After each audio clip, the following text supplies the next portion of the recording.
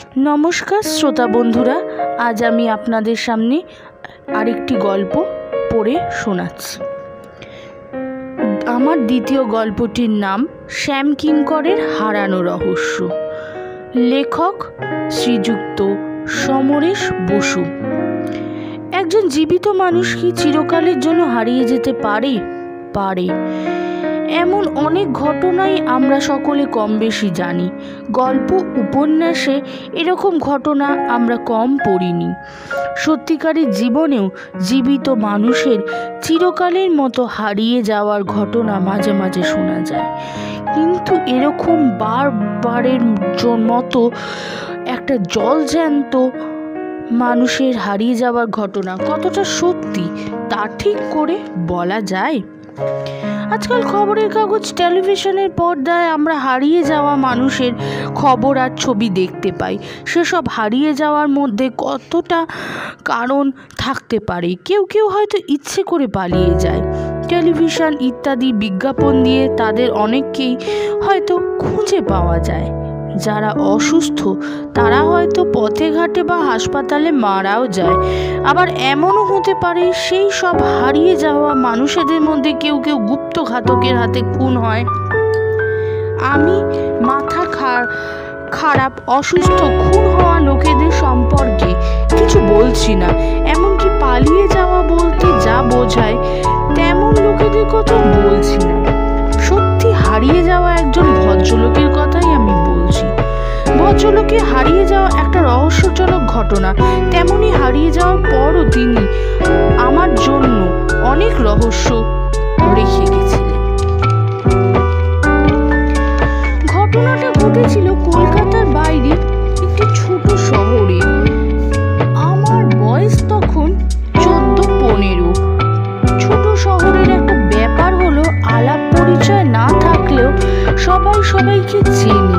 বিরাট শহর কলকাতার মতো যে পরিচিত ছাড়া কেউ কারুকে চেনে না, এমনকি পাশের বাড়ির লোককেই অনেকে চেনেন না।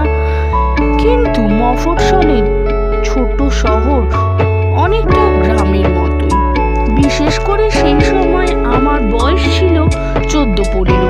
সেই সময় ছোট শহরে সকলে সকলকে চিনত, এমনকি মুচি ফেরিওয়ালাও বাদ যেত না। আমি যে ভদ্রলোকের কথা বলছি তার নাম শ্যামকিঙ্কর চট্টোপাধ্যায়। তার পরিচিত শহরের লোকেরা তাকে শ্যামবাবু বলেই ডাকতো। যে সময়ের কথা বলছি তখন শ্যামকিঙ্কর বাবুর বয়স 40-42-এর বেশি নয়। তিনি আমাকে চিনতেন কি না আমি জানি না। আমাদের বাড়ির সঙ্গে তাদের বাড়ির কোনো সম্পর্ক ছিল না, কিন্তু আমি শ্যামবাবুকে চিনতাম। তাকে চেনার বিশেষ কোনো কারণ ছিল না। শহরের অনেকেই যেমন চিনতাম তাকেও সেরকমই চিনতাম। শহরের পশ্চিম দিকে তাদের সেকালে বিরাট দোতলা বাড়িটা বাইরে থেকে দেখেছি। বাড়িটা আমার চোখে কেমন ভুতুড়ে লাগতো। এত বড় ফাঁকা বাড়িটার অধিকাংশ দরজা জানলা সব সময় প্রায় বন্ধ থাকতো। মনে হতো বাড়িটা ফাঁকা, লোকজন নেই। বাড়িতে শ্যামকিঙ্কর বাবু কে ছিল তাও আমি জানতাম না। শহরের অনেক বাড়ির ছেলের সঙ্গে আমার ভাব ছিল। শ্যামকিঙ্কর বাবুদের বাড়িতে আমার বয়সী কোনো ছেলে ছিল কিনা জানতাম না, থাকলেও আমার সঙ্গে পরিচয় হয়নি। শ্যামকিঙ্কর বাবু শহরের একটি সরকারি অফিসে চাকরি করতেন, সেটা আমার জানা ছিল। কোর্টের পাশেই একটা সরকারি অফিস। বাড়িতে তাকে সকালে বিকেলে যাতায়াত করতে দেখতাম। শীতকালের সময় ছাড়া সব সময় তার হাতে থাকতো একটা ছাতা। তিনি মানুষটি ছিলেন ছোটোখাটো, পাতলা চেহারা, গায়ের রং ছিল ফর্সা, নাক ছিল চোখা, চোখ ছিল বড় বড়, মাথার চুল কখনো খুব বড় দেখিনি। 12 মাস ধুতি পাঞ্জাবি পরতেন। বেশিরভাগ গেরুয়া রঙের পাঞ্জাবি তার গায়ে দেখতাম। তাকে দেখলেই মনে হতো তিনি বেশ শান্ত প্রকৃতির মানুষ। খুব অল্প লোকের সঙ্গেই তাকে মেলামেশা করতে দেখতাম। কথা বলতেন আস্তে আস্তে, খুব গম্ভীর হয়ে থাকতেন। তবে তাকে খুব বেশি হাসতেও বিশেষ দেখিনি। শহরের কোনো কোনো লোক কে নিয়ে ভালো মন্দ নানান আলোচনা হতো। শ্যামকিঙ্কর বাবুকে নিয়ে এইরকম কোনো আলোচনা হতো না। কেনই বা হবে?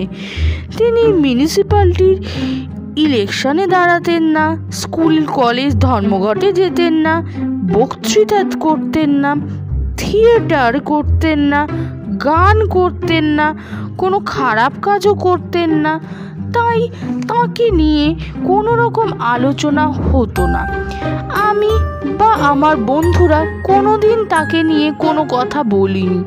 তিনি ছিলেন শহরের একজন সাধারণ মানুষ, কিন্তু এই সাধারণ মানুষটি একদিন শহরে সকলের আলোচনার পাত্র হয়ে উঠলেন। আমরা শুনলাম শ্যামকিঙ্কর বাবুকে 2 দিন ধরে নাকি খুঁজে পাওয়া যাচ্ছে না। 2 দিন আগে খেয়ে দিয়ে বেলা 10টা নাগাদ তিনি অফিসে গেছিলেন, তারপর আর বাড়ি ফিরে আসেননি। অফিসের খবর নিয়ে জানা গেছে তিনি নাকি সেদিন অফিসেই যাননি। আমরা 2 দিন পরে খবরটা পেয়েছিলাম, কারণ শ্যামকিঙ্কর বাবুর বাড়ির লোকেরা নাকি ভেবেছিলেন তিনি হঠাৎ কোথাও গেছেন। পরের দিনই ফিরে আসবেন, আসেননি। বাড়ির লোকেরা তার অফিসের বন্ধু বান্ধবদের কাছে খোঁজ করেও যখন কিছু জানতে পারেননি, তখন থানায় খবর দেওয়া হয়েছিল। তারপরেই খবরটা ছোট শহরে ছড়িয়ে পড়েছিল। আমি আর আমার বন্ধুরা খুবই অবাক হয়েছিলাম। শ্যামকিঙ্কর বাবুর মতো বয়সের একজন লোক কখনো হারিয়ে যেতে পারেন না, অথচ পুলিশ তাকে তন্ন তন্ন করে খুঁজছে। রেল লাইনের ধারে, নদীতে, কোথাও খুঁজতে বাকি রাখেনি। শহরের কয়েকদিন ধরে কেবল একটা কথা নিয়েই সবাই আলোচনা করছিল, ছোট বড় সকলের মুখে শ্যামকিঙ্কর বাবুর নাম। সত্যি মিথ্যে কত রকমের গুজব যে রটেছিল তার মাথা মুন্ডু নেই। আমার বাড়ির অনেকে আলোচনা করছিলেন, তারা নাকি শুনেছিলেন শ্যামকিঙ্কর বাবু তাদের এজমালি সম্পত্তির একটা অংশ নিজে বিক্রি করে 1 লাখ টাকা সবাইকে ফাঁকি দিয়েছিল। সেই সম্পত্তি ছিল অন্য এক দূরের জেলায়, গ্রামাঞ্চলে। ধরার পরে জেলে যাওয়ার ভয়ে তিনি পালিয়েছেন, কিন্তু দিনে দুপুরে সকলের চোখ ফাঁকি দিয়ে কোথায় যেতে পারেন। ট্রেনে চেপে কোথাও গেলে টিকিট কাটার সময় জানা যেত, সেখানে তাকে দেখা যায়নি। নদী পেরোতে গেলেও জানা যেত, কারণ খেয়াঘাটের মাঝি মোল্লা সবাই তাকে চিনত, তারাও দেখেননি। বাসে চেপে কোথাও যে যাবেন তার উপায়ও ছিল না, কারণ তখনও আমাদের সেই শহরে বাস চলাচল শুরু হয়নি। এ কথা শোনা গেছিল বাড়ি থেকে তিনি টাকা পয়সা জামা কাপড় কিছুই নিয়ে বেরোননি, অফিসে যেমন যান তেমনই গেছিলেন। সময়টা শীতকাল ছিল বলে হাতে ছাতাও ছিল না। ব্যাপারটা সত্যি রহস্যজনক। এরকম ধারণা ছিল আমাদের বাড়ির বড়দের। তবে এরকম একটা ঘটনা নিয়ে কতদিনই বা আর লোকে মাথা ঘামায়। শহরে যার যত রকম ধারণা ছিল কেউ তা বলতে বাকি রাখেননি। তারপর মাসখানেকের মধ্যেই সবাই শ্যামকিঙ্কর বাবুর কথা ভুলে গেছিল। কেউ আর তাকে নিয়ে কথা বলতো না। আমার বন্ধুরাও আর কিছু বলতো না, আমিও কিছু বলতাম না। তবে আমি ঘটনাটা ভুলতে পারিনি। আমার প্রায় মনে হতো একটা জলজ্যান্ত মানুষ হঠাৎ কোথায় উধাও হয়ে গেল, কেনই বা গেলেন। 1 বছর কেটে গেল, আবার শীত এসেছিল। আমাদের শহরে পূব দিকে রেল লাইন পেরিয়ে গেলেই গ্রাম। শহর থেকে 5-6 মাইল দূরে ছিল বিরাট একটা বিল। বর্ষাকালে সেই বিলে সমুদ্রের মতো মনে হতো, শীতকালে জল কমে যেত, আবার বিলের অনেক জায়গায় চাষও হতো, মাছও পাওয়া যেত। আর বিলের ধারে জঙ্গলে গাছপালার ভিড় করত বহু রকমের পাখি। সেই জঙ্গলে কেবল বুনো খরগোশই ছিল না, বুনো শুয়োরও ছিল।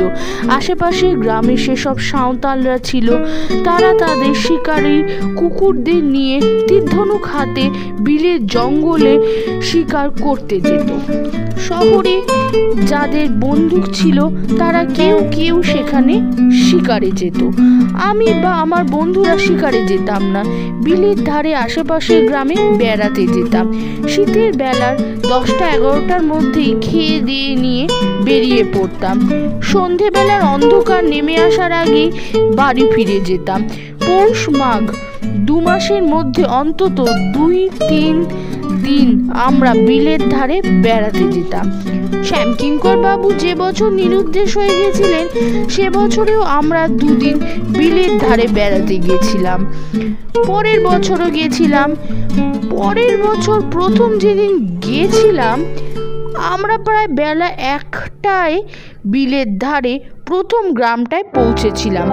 প্রত্যেক বছরই যেতাম। গ্রামের লোকেরা আমাদের চিনত। আমরা বাড়ি থেকে সবাই কিছু না কিছু খাবার নিয়ে যেতাম। তবু তেষ্টা পেলে গ্রামের লোকেদের কাছে যখন জল চাইতাম তারা শুধু জল দিত না, নতুন গুড়ের পাটালি তো দিতই, তাছাড়া অন্য অনেক রকম মিষ্টি। সেই সময় খেতে খেতে ছোলা কড়াইশুঁটি হতো। গ্রামের লোকেরা আমাদের ছোলা কড়াইশুঁটি তুলে দিত। সে যাই হোক, আমরা বিলের ধারে যাবার আগে প্রথম গ্রামে ঢুকে এক বাড়িতে নতুন গুড়ের পাটালি আর জল খেয়েছিলাম। তারপর বিলের ধারে জঙ্গলে গেছিলাম। সাঁওতালদের একটা দল শিকারে এসেছিল। জঙ্গল আর গাছপালা ক্রমেই ঢালুতে নেমে গেছে। জঙ্গলের পরে চাষের জমি, আরো দূরে নিচের দিকে জল।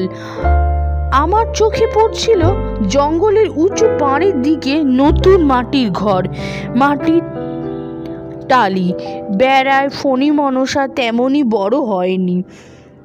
উঠোনটা গোবর মাটি দিয়ে লেপা পোছা তকতকে, তবে একটা ফলের গাছও ছিল না।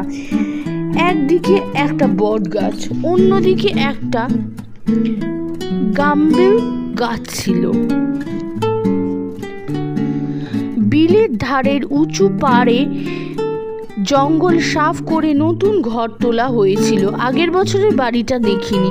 গ্রামের বাইরে ওরকম কোনো বাড়ি বিলের ধারে ছিল না। বাড়িটা দেখেই আমার কিছুই মনে হয়নি, কিন্তু খুব অবাক হয়ে গেছিলাম অন্য কারণে। ফণি মানুষার বেড়ার এক জায়গায় একটি কঞ্চির আগল ছিল। সেই আগলের সামনে দাঁড়িয়েছিলেন গেরুয়া থান চাদর পরা একজন সাধু বাবা। সাধু বাবার মাথায় লম্বা জটা পড়েছে চুলে, দাড়ি গোঁফ মুখে ভরা, তাতে কিছু পাকও ধরেছে। তার পা দুটো ছিল খালি। আমার বন্ধুরা কেউ সাধু বাবার দিকে তাকাতেই দেখিনি। তার পা দুটো ছিল খালি। আমার বন্ধুরা কেউ সাধু বাবার দিকে তাকাতেই দেখিনি। তখন ওরা সবাই জঙ্গলের দিকে তাকিয়েছিল। কিন্তু আমি যেন ভূত দেখার মতো চমকে উঠলাম।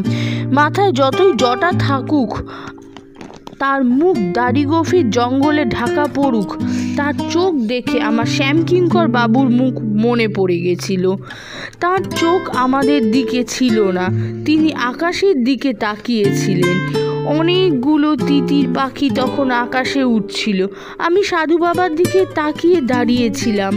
বন্ধুরা এগিয়ে গেছিল। সাধু বাবা যতই দেখছিলাম ততই মনে হচ্ছিল উনি শ্যামকিঙ্কর বাবু ছাড়া আর কেউ নন। বন্ধুরা খানিক এগিয়ে আমাকে চিৎকার করে ডেকেছিল। তখন সাধু বাবা আমার দিকে নজর পড়েছিল। আমার সঙ্গে চোখাচোখি হতেই তিনি যেন কেমন অস্বস্তি বোধ করছিলেন। মুখ ফিরিয়ে আস্তে আস্তে আগলের ভেতরে চলে গেছিলেন। সারাদিন বিলের ধারে জঙ্গলে আর গ্রামে বেড়ালেও সাধু বাবার সেই মুখখানা আমি ভুলতেই পারিনি। কিন্তু আমার সন্দেহের কথা বন্ধুদের বলিনি, কারণ ওরা তাহলে হইচই করে সাধু বাবাকে দেখতে ছুটত আর বিশ্রী একটা কাণ্ড ঘটত। আমি গ্রামের লোককে বিলের ধারে বাড়িটার কথা জিজ্ঞাসা করেছিলাম। তারা বলেছিল কয়েক মাস আগে একজন সাধু বাবা এসে ওখানে ঘর তুলে আশ্রয় করেছে। অন্য লোক হলে গ্রামের লোকেরা তাড়িয়ে দিত, কিন্তু লোকটা নাকি সত্যি ভালো, কারো সাথে পাচে থাকে না। তার চাষাবাদ করা আর মাছ ধরার কোনো ইচ্ছেই নেই। যা সামান্য পুঁজিপাটা ছিল তা দিয়ে জঙ্গল সাফ করে ঘরটা তুলেছে। সাধু বাবা নিজের মনেই থাকে, সে কোনো ভোজবাজি দেখায় না, জল পড়া মাদুলি দেয় না, এমনকি তার নিজের খাবার সংস্থানও নেই। তাই গ্রামের লোকেরাই তাকে চাল ডাল তরকারি দেয়। কিছু বললে সে রামায়ণ মহাভারতের কাহিনী শোনায়, তাই শুনতেই অনেকে সাধু বাবার কাছে যায়। আমার মন থেকে সন্দেহ যায়নি। সেবারে শীতে বন্ধুদের সঙ্গে আমি আরও দুবার বিলের ধারে বেড়াতে গেছিলাম। বিলের ধারে বেড়ানো আমার মাথায় ছিল না। সাধু বাবাও দেখাই ছিল আমার আসল উদ্দেশ্য। সেই বছরই তারপরেই আমি একবার একলা গেছিলাম। আমার মনে মনে সন্দেহ ছিল না সাধু বাবা শ্যামকিঙ্কর বাবু ছাড়া আর কেউ নন। কয়েক বছর পর আমি সাধু বাবাকে দেখেছিলাম। আশ্রমের চেহারা গ্রামের লোকেরা ফিরিয়ে দিয়েছিল। অনেক গাছপালা লাগিয়েছিল, ফুলের বাগান করে দিয়েছিল, এমনকি সাধু বাবাকে গরুও দিয়েছিল, আর আলাদা একটা মাটির ঘরের মন্দির করে দিয়েছিল। আমার সন্দেহের কথা কারোকে বলতে পারিনি। আমার বন্ধুরা সাধু বাবাকে দেখে কোনো রকম সন্দেহ করেননি। শ্যামকিঙ্কর বাবুর কথাও ওদের মনে আসেনি। 5 বছর পর একদিন বিকেলে আমি রেল লাইনের ওপারে আমার বন্ধুর বাড়ি গেছিলাম। দেশ বিভাগের পর রেল লাইনের পূব দিকে অনেক নতুন ঘরবাড়ি হয়েছিল। বৈশাখ মাস। বন্ধুর বাড়ি থেকে বেরিয়ে দেখলাম আকাশের উত্তর পশ্চিম কোণে মেঘ করেছে, বিদ্যুৎও চমকাচ্ছিল। তখন বিকেল গড়িয়ে প্রায় সন্ধে হয়ে এসেছিল। রাস্তায় লোকজন কমই ছিল, 2-4 জন যারা ছিল তারা সব বাড়ির দিকে ছুটছিল। আমি ছুটলাম। হঠাৎ আমার চোখে পড়ল সাধু বাবা হন হন করে রেল লাইনের দিকে চলছেন। তিনি আমাকে লক্ষ্য করেননি। আমি খুব অবাক হয়েছিলাম। সাধু বাবা শহরের কোথায় যাচ্ছেন? একটু দূর থেকে আমি তার পিছনে পিছনে গেছিলাম। শহরে তখন রাস্তার দোকানের আলো জ্বলে উঠেছিল। আবার মেঘের ডাকের সঙ্গে ঝড়ও শুরু হয়েছিল। সাধু বাবা তখন ছুটছিলেন, আমিও তার পিছনে পিছনে ছুটছিলাম। আর আমাকে অবাক করে দিয়ে শহরের পশ্চিম দিকে শ্যামকিঙ্কর চট্টোপাধ্যায় সেই পুরনো দোতলা বাড়িতেই সাধু বাবা ঢুকে পড়েছিলেন। তারপরে আর কোনো সন্দেহ থাকা উচিত নয়। শুধু আমি আজ পর্যন্ত এই বিষয়টি কাউকে বলিনি। পরের দিন আমি একলা হেঁটে বিলের ধারে গেছিলাম। দেখেছিলাম সাধু বাবার আশ্রমেই আছে। তার মানে রাত্রেই তিনি শহর থেকে ফিরে গেছিলেন। আমার 35 বছর বয়স পর্যন্ত সাধু বাবাকে আমি দেখেছি। তার মধ্যে অন্তত 3 রাত্রে তাকে আমি শহরে যে সেই চাটুর্যদের বাড়িতে ঢুকতে দেখেছি। আমার 35 বছর বয়সে আমি বিলের ধারে যেতাম। বিলের ধারে বেড়াতে যেতে আমার বরাবরই ভালো লাগতো, যদিও চারপাশে অনেক কিছুই বদলে গিয়েছিল। আমার 35 বছর বয়সে শীতকালে এক দুপুরে কলকাতার এক বন্ধুকে নিয়ে বিলের ধারে গেছিলাম। বন্ধুকে সাধু বাবার বিষয়ে আমার মনের কথা বলেছিলাম, কিন্তু সেবার গিয়ে শুনলাম সাধু বাবা গত হয়েছেন, অর্থাৎ মারা গেছেন কয়েক মাস আগে। শ্যামকিঙ্কর চট্টোপাধ্যায়ের হারিয়ে যাওয়া রহস্যের কোনো কিনারা আজও হয়নি। আমার দৃঢ় বিশ্বাস সেই সাধু বাবাই ছিলেন শ্যামকিঙ্কর চট্টোপাধ্যায়, কিন্তু আমাদের শহরের লোকের আমি সে কথা কোনোদিনও বলিনি। নমস্কার। আমার গল্প পাঠ ভালো লাগলে একটা লাইক আর সাবস্ক্রাইব করতে ভুলবেন না।